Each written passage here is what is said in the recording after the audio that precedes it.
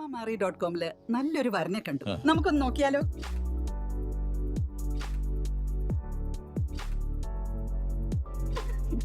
എന്തായാലും നമ്മൾ അറോമ മാറി തെരഞ്ഞെടുത്തത് ശരിയായ തീരുമാനമായിരുന്നു.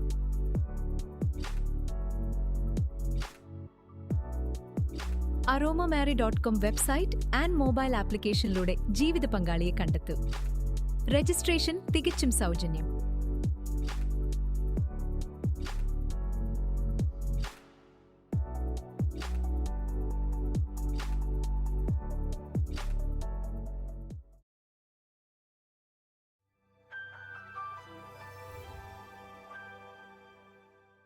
നാം ഭൂമിയിൽ ചെയ്യുന്നതിനെല്ലാം ഒരു പ്രതിഫലം ഉണ്ട്. നല്ല പ്രവർത്തികൾക്കും ചീത്ത പ്രവർത്തികൾക്കും ഒരു പ്രതിഫലമുണ്ട്. ഇതാ ഞാൻ വേഗം വരുന്നു എന്ന് പറഞ്ഞാണ് വേദപുസ്തകം അവസാനിക്കുന്നത്. ഇതാ ഞാൻ വേഗം വരുന്നു, ഓരോരുത്തന് അവനവന്റെ പ്രവർത്തിക്ക് തക്കവണ്ണം കൊടുപ്പാൻ പ്രതിഫലം എൻ്റെ പക്കൽ ഉണ്ട് എന്ന് വെളിപ്പാട് പുസ്തകം 22:12 നാം വായിക്കുന്നു. ദാനിയേൽ വളരെയേറെ കഷ്ടതയിലൂടെ കടന്നുപോയി. രാജാവിൻ്റെ ശ്രേഷ്ഠ ഭോജനങ്ങളാലോ വീഞ്ഞിനാലോ ദാനിയേൽ തന്നെ മലിനപ്പെടുത്തിയില്ല. സകല വിദ്യയും ജ്ഞാനവും നിപുണതയും സാമർഥ്യവും ദർശനവും യഹോവ ദാനിയേലിന് കൊടുത്തു. ദാനിയേൽ രാജാവിൻ്റെ സ്വർണ്ണ വിഗ്രഹത്തിന് മുൻപാകെ വണങ്ങാത്തവനും ദൈവത്തെ എപ്പോഴും സ്തുതിക്കുന്നവനും ആയിരുന്നു. അതിനാൽ ദാനിയേലിന് ദൈവം ഒരു വാഗ്ദത്തം നൽകി. നീയോ അവസാനം വരുവോളം പോയിക്കൊള്ളുക, നീ വിശ്രമിച്ച് കാലാവസാനത്തിങ്കൽ നിന്റെ ഓഹരി ലഭിപ്പാൻ എഴുന്നേറ്റ് വരും എന്ന് ദാനിയേൽ 12:13 നാം വായിക്കുന്നു. നമുക്കെല്ലാം ഓഹരി ദൈവം കരുതി വച്ചിട്ടുണ്ട്. നിക്ഷേപങ്ങൾക്ക് അനുസൃതമായാണ് ഓഹരി. നാം സ്വർഗത്തിൽ വലുതായ നിക്ഷേപിച്ചിട്ടുണ്ടെങ്കിൽ അതിനനുസൃതമായ ഓഹരി നമുക്ക് ലഭിക്കും. നമ്മുടെ നല്ല പ്രവർത്തികൾക്ക് നല്ല പ്രതിഫലം ഉണ്ട്. സ്വർഗം നല്ല നിക്ഷേപങ്ങൾ മാത്രമേ സ്വീകരിക്കുകയുള്ളൂ. ചീത്ത നിക്ഷേപങ്ങൾ സ്വീകരിക്കുന്നത് നരകത്തിലാണ്. അതിനാൽ അങ്ങനെയുള്ളവർക്ക് ഓഹരി ലഭിക്കുന്നതും അവിടെ നിന്നാണ്. പ്രവർത്തികൾ എഴുതി വയ്ക്കുവാൻ ഒരു പുസ്തകമുണ്ട് എന്ന് വെളിപ്പാടിൽ രേഖപ്പെടുത്തിയിട്ടുണ്ട്. മരിച്ചവർ ആബാലവൃദ്ധം സിംഹാസനത്തിന് മുൻപിൽ നിൽക്കുന്നതും കണ്ടോ. പുസ്തകങ്ങൾ തുറന്നു.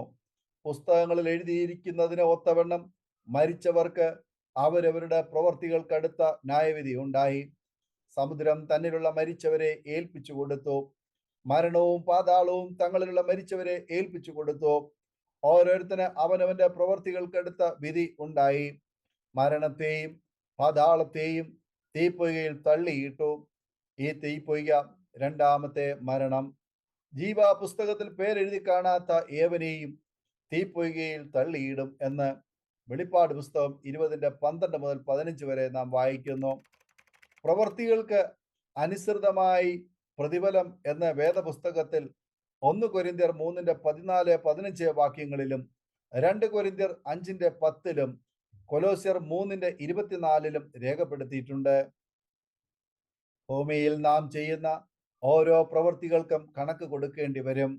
നമ്മുടെ വായിലെ ഓരോ വാക്കിനും കണക്ക് കൊടുക്കേണ്ടി വരും. ദൈവത്തെ മറന്ന് ജീവിക്കരുത്. ലോക ഇമ്പങ്ങളുടെ പുറകെ ഓടരുത്. എപ്പോഴും പരിശുദ്ധാത്മാവിനാൽ ശക്തിപ്പെട്ട് മുമ്പോട്ട് പോകണം.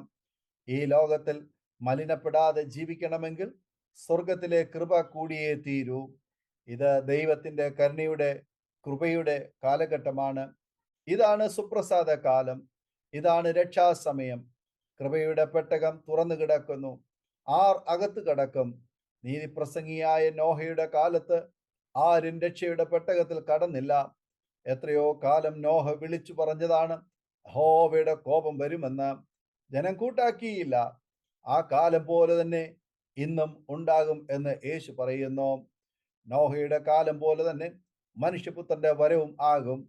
ജലപ്രളയത്തിന് മുമ്പുള്ള കാലത്ത് നോഹ പെട്ടകത്തിൽ കയറിയ നാൾ വരെ അവർ തിന്നും കുടിച്ചും വിവാഹം കഴിച്ചും വിവാഹത്തിന് കൊടുത്തും പോന്നു എന്ന്. ജലപ്രളയം വന്നു, എല്ലാവരെയും നീക്കിക്കളയുവോളം അവർ അറിഞ്ഞതുമില്ല. മനുഷ്യപുത്രന്റെ വരവും അങ്ങനെയാകും എന്ന് മത്തായി 24:37 മുതൽ 39 വരെ നാം വായിക്കുന്നു. ഇത് പറഞ്ഞത് നമ്മുടെ യേശുവാണ്. ഇന്നും അനേകർ നോഹയുടെ കാലം പോലെ ദൈവത്തെ മറന്ന് തിന്നും കുടിച്ചും അശുദ്ധിയിൽ കഴിയുന്നു. യേശു രണ്ടാമതും വരും, നമ്മെ ചേർക്കുവാൻ, പ്രതിഫലം നൽകുവാൻ. ആത്മാ മണവാളനെ എതിരേൽക്കുവാൻ നമുക്കും ഒരുങ്ങാം.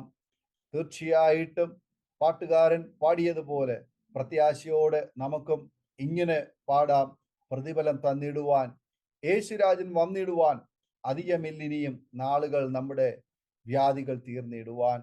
ഈ വചനങ്ങളാൽ ദൈവം നമ്മെ അനുഗ്രഹിക്കുമാറാകട്ടെ. ആമേൻ. നമ്മുടെ മകന്റെ വിവാഹം കുറച്ച് ടെൻഷനായിരുന്നു. അപ്പോഴാണ് ഞങ്ങൾ aromamary.com രജിസ്റ്റർ ചെയ്തത്. അവിടെ നിന്നാണ് നമ്മുടെ മകന് നല്ലൊരു പെൺകുട്ടിയെ കണ്ടെത്തിയത്. ഇന്ന് തന്നെ aromamary.com ഡൗൺലോഡ് ചെയ്യൂ.